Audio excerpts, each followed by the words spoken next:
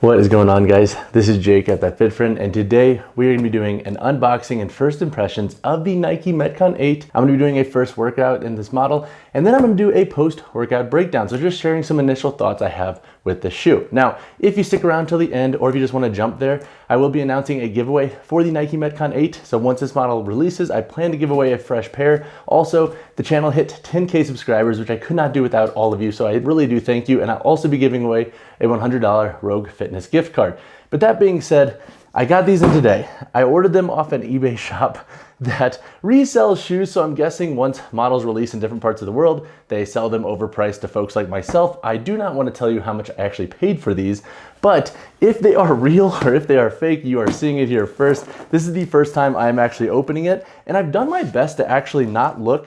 How do you open this? I've actually done my best to not look at the Nike Metcon 8 and other folks' content, because like when I do first impressions videos like this, I want to try to go into them like completely blind without biases. So here we go. This box does not really look like a normal Nike box. All right, so let's go. Nike Metcon 8. Are they real? Are they fake? They look real. Sweet. Thank goodness, because I think I would have been feeling really silly had I bought a fake pair of Nike Metcon 8s. So right out of the box, checking them out. So I went with the black colorway for one key reason, and that is because we now have this cringe Metcon branding on the medial side. I wanted a colorway that was a little bit more subtle that would hide this. Honestly, I would rather have a shoe that has the colorway pop as its personality than branding for the company. But overall, looking at this model, feeling it for the first time, it feels very similar to the 7 in regard to the midsole and outsole. So every two models, generally you'll see the outsole and midsole updated. This model is likely just going to be an upper update, and we also have the rope guard removed on this medial side. I'm actually not sure if I like that or not. I know some folks weren't a fan of that. They thought it was an eyesore. Well, now we have Metcon branding, which is equally, in my opinion, an eyesore.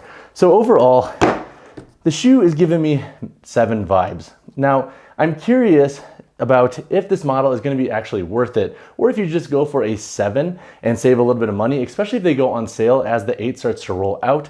I still do not know when they will be live in the United States, but overall, it looks like this shoe is very similar to the 7 with the midsole and outsole. The upper is reworked, so we have more synthetic layers here on the lateral side. We have some synthetic materials here on the medial side. We don't have the rope guard here anymore. We also have some writing back here on the heel, engineered to the exact specifications of championship athletes. Cool. All right, so my overall first impressions of this model.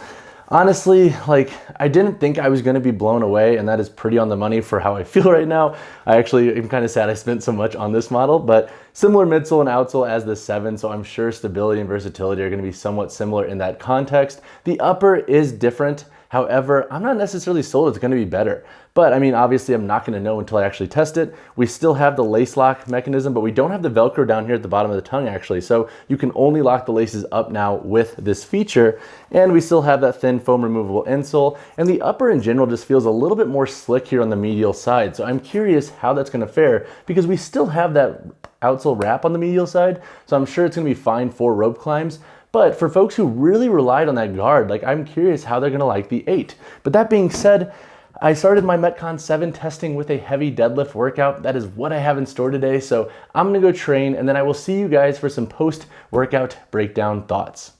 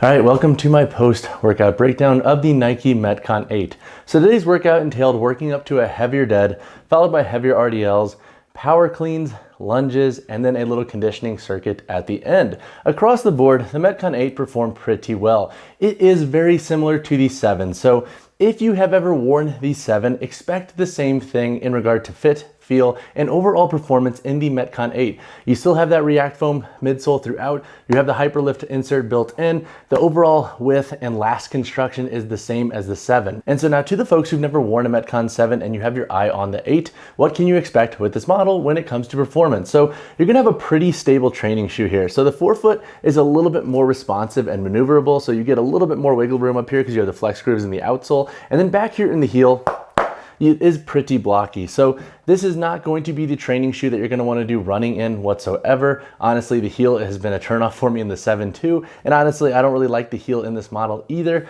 but it does a pretty good job when it comes to lifting and providing stability for different training contexts. Now, when it comes to the overall upper construction, did it provide additional security? Tough to say just yet. Like, I need to do more plyos in this model and some multi-directional work to see how this upper responds compared to the 7. But overall, what I thought was like it felt very athletic in nature. It feels very similar to that more athletic fit that you get with Nike Metcon models. So it is a little bit more lower profile. It's still not going to be a great shoe for folks with wide feet. And I think if you have like that narrow neutral width foot and you liked how the Metcon 7 fit, you're going to vibe with the 8. It is virtually the same in that context. Now, one issue I do have with this model, and I came in hot in my intro calling this out, is the Metcon branding. So some of the colorways that I've seen are pretty loud with this Metcon branding. So we basically traded that rubber guard that was on the medial side of the Metcon 7 that provided a little bit more durability to the shoe and a little bit more grip for rope climbs for this more synthetic overlay here. And then we also have this Metcon branding now baked in. I got this colorway because it's a bit more subtle. Some of the other colorways I think are a major turnoff with this branding. Some folks might like it, however, it's just not my cup of tea. I feel like we did trade something that had a little bit more function for now just kind of marketing for Nike. I mean, luckily it's on the inside of the shoe, so that's not the biggest deal. But again, like I'm just not the biggest fan of that. We also have a tweaked lace lock system in this. So in the 7, we also had Velcro down here. In this model, you only have this up here, and this actually serves as your tongue loop. So there is no additional tongue loop on this model. This lace lock mechanism is kind of that loop. So that is really interesting. I didn't have issues with the tongue moving though. It is gusseted, so I don't think that's going to be an issue overall.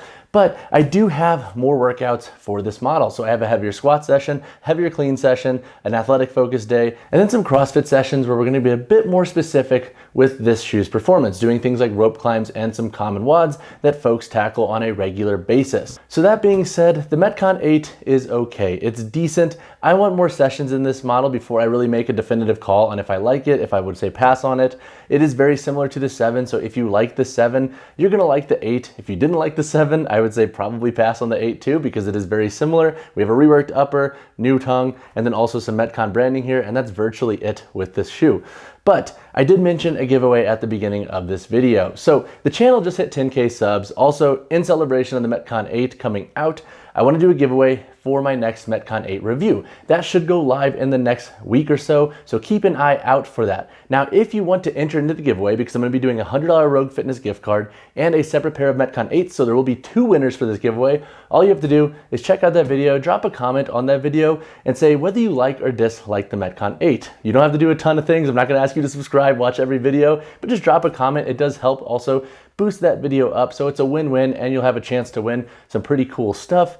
But that being said, I'm gonna wrap this one up. I need to eat. I'm feeling a little bit run down. That 555 pull is only 5 pounds off my PR, and pulling it in a new shoe, I'll take that as a win for the day. But if you have any questions on the Metcon 8 before the full review comes out, drop a comment down below or reach out to me personally, whichever you prefer. I do not have release dates for the US yet, so I am keeping my finger on the pulse there. I had to go out of my way and buy this model for, again, way too much money. But as always, guys, drop a like on the video, subscribe to the channel. I'll see you in the next one.